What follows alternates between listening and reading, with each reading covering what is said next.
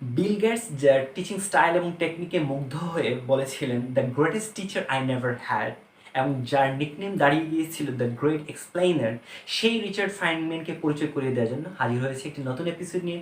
Welcome learners, welcome to a new episode of thought house. Who is this Richard Feynman?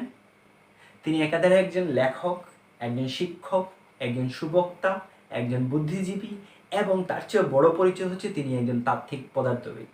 জেনেতন মানের পদার্থবিদ না, তাকে একজন সর্বকালের সেরা পদার্থবিদ হিসেবে গণ্য করা হয় এবং সেই কারণে তাকে 1965 সালে নোবেল পুরস্কারে ভূষিত করা হয়। সেই রিচার্ড ফাইনম্যানের প্রতি আমার আগ্রহের কারণ কি? একজন লাইফ লং লার্নার হিসেবে রিচার্ড ফাইনম্যান কর্তৃক উদ্ভাবিত যে কোনো জটিল জিনিস দ্রুত আয়ত্ত করার যে সহজ পদ্ধতি, সেটি আমাকে সবসময় মুগ্ধ করেছে। That's why I wanted to share this technique with you. So let's start through the Feynman technique. Welcome to Feynman technique. যে কোনো জটিল বিষয়কে খুব দ্রুত এবং সহজসাধ্যভাবে আয়ত্তে নিয়ে আসার জন্য এবং তা খুব সহজভাবে উপস্থাপন করার জন্য ফাইনম্যান টেকনিক একটি অসাধারণ উপায়। বিশ্বখ্যাত প্রিন্সটনে ছাত্র থাকা অবস্থায় ফাইনম্যান নিজের পড়াশোনার সুবিধার্থেই এই টেকনিক উদ্ভাবন করেন। উনি ওনার সাথে একটি নোটবুক রাখতেন এবং সেই নোটবুকের মধ্যে উনি লিখে রাখতেন what he didn't know and what he should know, এবং সেই নোটবুকের টাইটেল হিসেবে উনি দিয়েছিলেন the notebook of things I don't know about. তো ফাইনম্যানের সেই টেকনিকে যাবার আগে আমি প্রথমেই যে ব্যাপারটা পরিষ্কার করে নিতে চাই, why should we care about Feynman technique. আমরা বাংলাদেশে যেহেতু আমাদের স্বার্থ ছাড়া সামনে এক পাও আগাই না, সেই কারণে আমাদের প্রথমেই জেনে নেওয়া এই টেকনিক আমাদের কেন কাজে লাগবে। আমাদের যাদের এক্সাম সামনে, তারা যদি আমরা দ্রুত আমাদের টপিকসগুলো কভার করতে চাই, ফাইনম্যান টেকনিকটা আমাদের কাজে লাগবে। যারা অলরেডি আমরা একটা কিছু জানি কিন্তু আমরা আসলেই কতটুকু জানি সেটা যদি নিজেকে চ্যালেঞ্জ করতে চাই, তাহলে ফাইনম্যান টেকনিকটা কাজে লাগবে।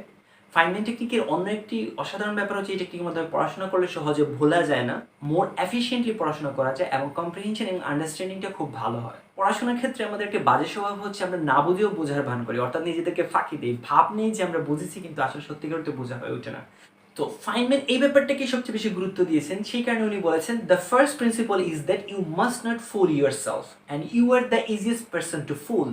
তো সেই কারণে না জেনে না বুঝেও বোঝার ভান করে সারা জীবনের জন্য নিজেকে বোকা রাখার চেয়ে ফাইনম্যান টেকনিকের মাধ্যমে নিজেকে চ্যালেঞ্জ করাটাই better. Prior to go through the Feynman techniques, we need three things. First of all, a piece of paper, a pen, and definitely you the person. Okay, let's go through the Feynman technique. There are four parts in Feynman technique. First of all, write down the name of the concept or topic what you are going to study or understand. খুবই simple একটা ব্যাপার, আপনি যে টপিকসটা কি করতে চাচ্ছেন, study করতে চাচ্ছেন, সেটা আপনি লিখে ফেলেন। To cite an example, I am going to study existentialism. So আমি কি করলাম, আমি যে খাতাটা লিখছি সেই খাতাটার উপর এক্সিস্টেন্সিয়ালিজমটা টপিকটা লিখে দিলাম। এখন আমরা ফাইনম্যান টেকনিকের দ্বিতীয় ধাপে চলে যাব, সেটি হচ্ছে write down what you know about the topic. অর্থাৎ আপনি এই টপিক সম্পর্কে যা কিছু জানেন সেটা সুন্দরভাবে গুছিয়ে লেখার চেষ্টা করেন। তবে অবশ্যই যে ব্যাপারটা মনে রাখতে হবে, এখানে আপনি জটিল কোনো শব্দ ব্যবহার করবেন না, জটিলভাবে যা মুখস্থ করেছেন বা যা জানেন সেটা চিন্তা করে লিখবেন না। যেটা আপনাকে মাথায় রাখতে হবে সেটা হচ্ছে you are going to teach a child or a person who has lesser level of knowledge. অর্থাৎ আপনার চেয়ে কম জানে, এই টপিকসটা বুঝে না। অর্থাৎ মনে করেন আপনি কোনো একটা ক্লাসে আছেন, সেই ক্লাসের মধ্যে আপনি হচ্ছেন ফার্স্ট বয় এবং একটা স্যার একটা টপিক্স পড়িয়ে গেছেন, সেই টপিক্সটা আমি বুঝে গেছি, কিন্তু এখন ক্লাসের কোনো একটা আমার ফ্রেন্ড যার একটু হচ্ছে গিয়ে ব্যাপারটা বুঝে নাই, তো তাকে আমি বোঝাতে হচ্ছে, সে এই ব্যাপারটা সম্পর্কে একদমই জানে না। তো তাকে যদি আমি বোঝাতে চাই তাহলে কোন ল্যাঙ্গুয়েজে লিখতাম, সেই ব্যাপারটা মাথায় রেখে আপনাকে লিখতে হবে। এই স্টেপের আসলে মূল লক্ষ্যটা হচ্ছে নিজেকে চ্যালেঞ্জ করা, আসলেই আমি কতটুকু জানি। যখন আপনি অন্য কাউকে বোঝাতে যাবেন তখনই কিন্তু আসলে বোঝা যায় যে আমরা আদৌ সেটা বুঝেছি কি বুঝি নাই। সো একটা বাচ্চা কিংবা আপনার যে লোয়ার নলেজের সো একটা বাচ্চা কিংবা আপনার যে লোয়ার নলেজের কাউকে যদি আপনি বোঝাতে চান, তাহলে আপনাকে দুইটা বিষয় খেয়াল রাখতে হয়। প্রথমত হচ্ছে কি আপনি কোনো জটিল টার্ম ব্যবহার করতে পারবেন না। দ্বিতীয়ত হচ্ছে আপনাকে কী হতে হবে, সংক্ষিপ্ত হতে হবে। কারণ বেশি লম্বা করে ফেলে এবং জটিল টার্ম ব্যবহার করলে কোনো বাচ্চা কারো পক্ষে কী করে ব্যাপারটা বোঝা সম্ভব হবে না। আমি নিজের ক্লাসে প্রায়শই আমি আমার স্টুডেন্টদেরকে যেটা চ্যালেঞ্জ করে থাকি যে আচ্ছা ঠিক আছে, এটা তোমার যদি ছোটো বোন তোমার কাছে জানতে চায় কিংবা তোমার ছোটো ভাই যদি তোমার কাছে জানতে চায়, তাহলে তুমি কীভাবে বলবে সেটা আমাকে বলো। ফাইনম্যান টেকনিকের সেকেন্ড স্টেপে এই কাজটি করতে হয়। এখন আমি যদি আমার এক্সাম্পলে ফিরে যাই, তাহলে আমি যদি এরকম করে লিখি এক্সিস্টেন্সিয়ালিজম প্রিসিডস অ্যাসেন্স, তাহলে কিন্তু কী হবে, একটা বাচ্চা ছেলেকে আমি বোঝাতে পারবো না অ্যাসেন্সটা আসলেই কী। কিন্তু আমি যদি ব্যাপারটাকে এইভাবে লিখি existentialism words with the existence of human being in this আর্থ, মানুষ কেন পৃথিবীতে বেঁচে থাকে, মানুষের জন্ম কেন হয়েছে, এগুলো নিয়ে এক্সিস্টেন্সিয়ালিজম কাজ করে। তাহলে কিন্তু কি হবে, একটা বাচ্চা ছেলেও ব্যাপারটাকে বুঝতে পারবে, সেটা বোঝার জন্য তাকে কি ফিলোসোফার হওয়াটা দরকারই না। নাও দ্য থার্ড পার্ট, এবং অ্যাকচুয়াল লার্নিংটা কিন্তু এখানেই ঘটে থাকে, সেটি হচ্ছে আইডেন্টিফাই দ্য গ্যাপ। অর্থাৎ আমি কি করব, যখন আমি এই টপিক্সটা এক্সাম্পলে যেটা এক্সিস্টেনশিয়ালিজম যে লেখাটা লিখেছি, এখন এই লেখাটা লেখার পরে যখন একজন বাচ্চা ছেলে এটা দেখবে, সে কিন্তু বিভিন্ন ধরনের প্রশ্ন করবে। কেন হয়, কিভাবে হলো, এই যে শব্দটা লিখেছেন কেন লিখেছেন, কিভাবে লিখেছেন, ব্যাপারটা কেন হয়েছে, এই যে বিভিন্ন প্রশ্নটা বাচ্চাটা করে থাকবে বা অন্য একজন করবে, সেই প্রশ্নগুলোর উত্তর দেওয়ার মতো ক্যাপাসিটি আমার আছে কিনা সেটা বুঝতে পারা। অর্থাৎ আমার স্ট্রেংথ এবং উইকনেসটা কোন জায়গায়, আমি পুরো ব্যাপারটাকে ক্লিয়ার করতে পারছি কিনা, সেই জায়গাগুলো আইডেন্টিফাই করতে পারাটা হচ্ছে থার্ড পার্ট। কারণ অন্য কেউ একজন যখন আমার টপিক্সটা নিয়ে প্রশ্ন করা শুরু করবে, তখন কিন্তু আমি আমার মিসিংগুলো বুঝতে পারবো যে আমি কী মিস করেছি, অর্থাৎ কোন কোন বিষয়গুলো আমি কী করে নিয়ে আসতে পারি না, এখনও আমার পর্যন্ত আন্ডারস্ট্যান্ডিংয়ে নিয়ে আসতে পারি নাই। ফার্মিং টেকনিকটা সেই কারণে সবচেয়ে ভালো কাজ দেয় যদি আমরা কী করতে পারি, রিয়েলি একজন মানুষের সামনে ব্যাপারটাকে প্রেজেন্ট করতে পারি এবং সে যদি আমাকে প্রশ্ন করে তাহলেই সবচেয়ে ভালো হয়।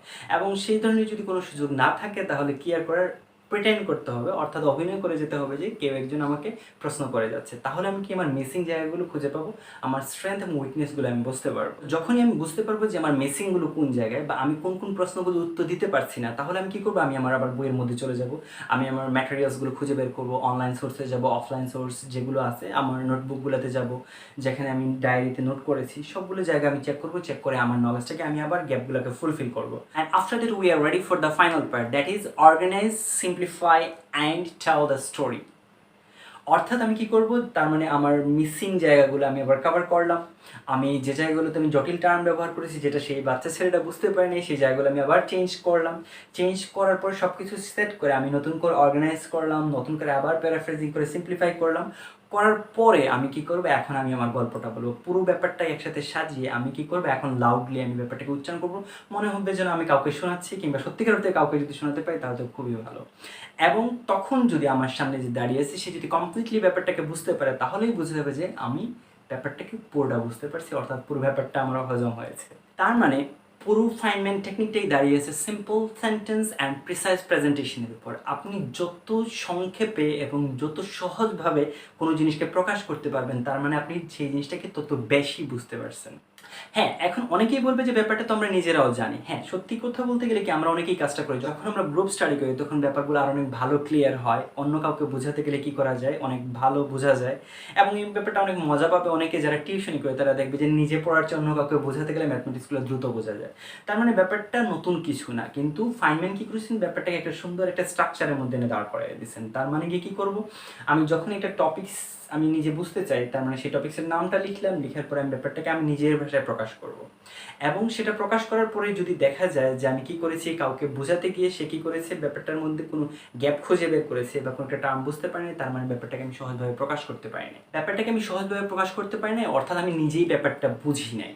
তার মানে পুরো ফাইনম্যান টেকনিকটাই দাঁড়িয়েছে এক্সপ্লেইনিং ক্যাপাসিটির উপর। অর্থাৎ আমি যে জিনিসটা বুঝেছি, দাবি করছি, সেই জিনিসটা যদি আমি অন্য কারো কাছে এক্সপ্লেইন করতে পারি সহজ ভাষায় এবং সংক্ষেপে, তাহলেই বোঝা যাবে যে আমি ব্যাপারটাকে ভালোভাবে বুঝেছি। এবং এইভাবে যদি এক্সপ্লেইন করা যায় তাহলে সেই জিনিসটা কী হয়, দীর্ঘমেয়াদে মনে থাকে। এই টেকনিকটা যে শুধুমাত্র পড়াশোনার ক্ষেত্রেই কাজে লাগবে সেটা না, এটা ডিপ লেভেলের স্টাডির জন্য যে কোনো জায়গায় এই ব্যাপারটাকে কাজে লাগানো যায়। ফাইনম্যান যেরকম একটা নোটবুক রাখতেন, আমরাও এরকম একটা নোটবুক রাখতে পারি এবং সেই নোটবুকের মধ্যে আমাদের জ্ঞানের যে বৃক্ষটা আছে, সেই জ্ঞানবৃক্ষ ধীরে ধীরে প্রস্ফুটিত একটি অরণ্যানীতে পরিণত হবে, সেই প্রত্যাশাই রাখি। তো সর্বশেষ যে কথাটি বলবো, এই ফাইনম্যান টেকনিকটা জানার পর কার কার ভালো লেগেছে, কেউ এটার সাথে নিজের পড়াশোনার স্টাইলের মিল খুঁজে পেয়েছে, সেগুলো একটু কমেন্ট বক্সে জানাতে পারো। এবং এর চেয়ে বেটার কোনো টেকনিক যদি জানা থাকে, ডেফিনেটলি সেটা আমাদের সাথে শেয়ার করো। সবার জন্য শুভকামনা থাকলো। Hope to see you soon. Till then.